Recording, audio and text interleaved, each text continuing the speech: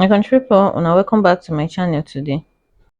Angel Smith don come out come fight Soma fans by herself over the names wey be say dey call her after the breakup, and also Doyin don come out come reveal tok say she no know tok say Nigerians dey suffer all this while. So of recent, Doyin come out come make a shocking revelation.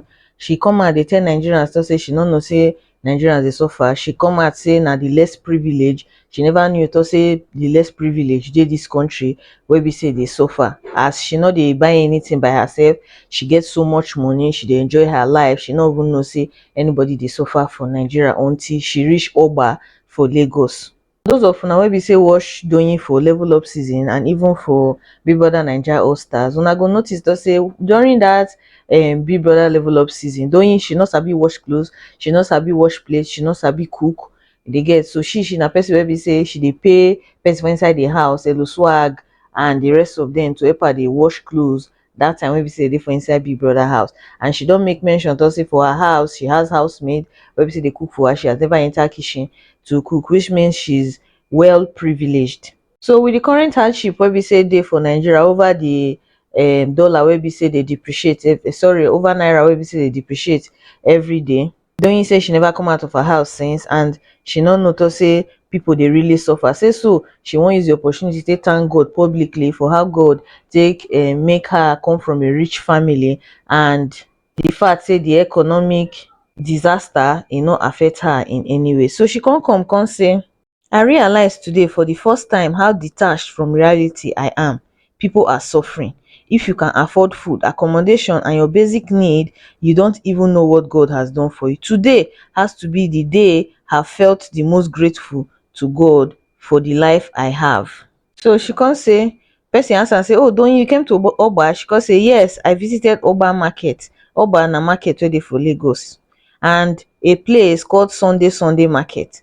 All I could say last night was just thank you, Jesus. Sometimes it's good to visit places outside your comfort zone. I've never gone to the food market to buy even something as small as pepper in my entire adult life. I must have followed my mom once or twice as a child, but I don't even remember the experience. Yesterday was really eye-opening for me. It's funny how I don't even know how much they sell pepper or tomatoes or chicken or turkey or anything at all. There is a whole world outside what I know or what I'm used to. I realize I've been a bra for the most of my life. I got frustrated when I don't get my way over frivolous things, when there are people that can't even afford feed. If you really want to know how privileged you are, visit the less privileged and you will learn to be more grateful. So this her statement sound like mockery to people wey be say not to get, according to her, less privilege. And Nigerians not take that statement wey be say she talk lightly, because to them they believe to say they very insensitive of her to sound like that. So make we see some of the comments wey be say people drop after doing write that thing. So the first person I go say, I find it insensitive to come out in public and be saying thank God for all I have after saying people are suffering and can't feed. Please thank your God in private. Those who can provide or are suffering now shouldn't know. Stop using people's predicament in public to thank God for your own. Is somehow sympathize with them and move on if you can't help. Worse, thank God for my life or thank God I can provide for myself to their faces. Con his. The next person can say, why are you all angry that the economy isn't affecting her? You all think that this economy is affecting everyone. Laugh at loud. They play my fans. The last person can say, this is the truth that we don't want to accept. Not everyone is aware of the hardship in the country. If you don't voice out properly, you will be surprised that our leaders wouldn't even be aware as well. This statement we say this last person make na very true. A lot of people no know to say people dey suffer for this country. Forget, even though to say some people wey dey abroad know about the current situation for Nigeria, e no mean to say everybody for inside this our country really know say people dey suffer. But wetin I no go support for wetin Doyin talk na the fact say she come out come talk am like something wey be say she dey mock people. To me, that particular statement and write up e no really make sense to me. Dey very very unnecessary. Calling people less privileged just because you go up and go buy pepper. Now wow, Doyin really not sabi construct word. Last, Doyin want make everybody know to say she come from a privileged family. We don't hear you, my dear. So try make you rest now, eh? Unto Soma and Angel matter, after the breakup, as we all know, once ship for Big Brother scatter, the fans of the both parties they go come out come dey fight each other. But this time around, as they fight Angel, we all notice say Angel no be person wey be say dey back down from a fight. She no even allow her fans fight for her. She herself do the fighting for herself. So the accusation wey be say label unto for Angel head be say dem dey accuse her say na yahoo boys na she dey follow just because she no talk say Soma no get money. Na wetin Soma fans dey accuse her of.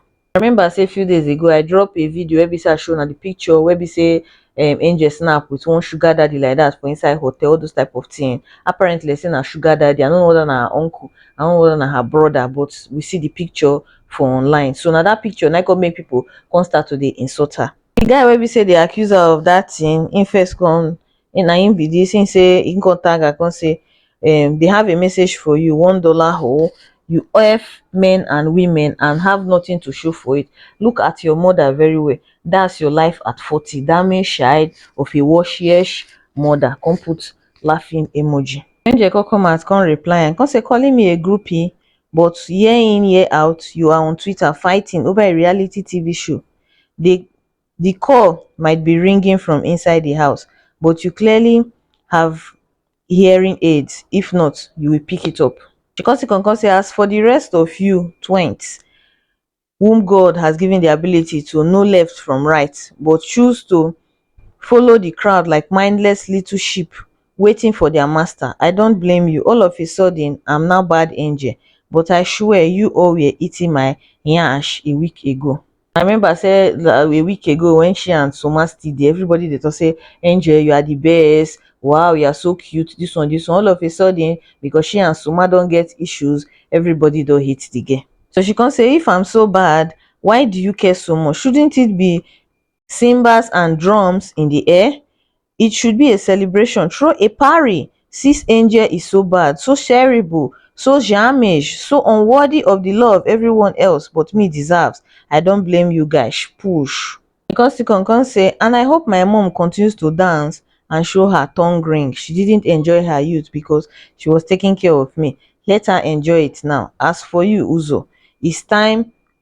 It's you who is simply the raz one for profiling people who you don't know. All that money just to be on BBN Twitter. E go good make una leave this angel alone, make una not drag the girl into depression because she and Soma no dey again. We no know the full story, wetin really sup between her and Soma wey be say make the relationship and not be more say she and Soma go dey forever. Now those two people, if you look the way they are two even be safe, how is that relationship going to last before? I don't talk am for here many times to say the relationship sweet for the time being, no be something where be say two of them go carry go far. Look at Angel like group so much, Soma on the other hand like group so much. Now the same pattern of life two of them they live. So I don't know why everybody they surprised they fight over this issue. They don't break up, they say they don't break up, whether you like it or not. Move on with your life, mind your own business. Una take care, una bye.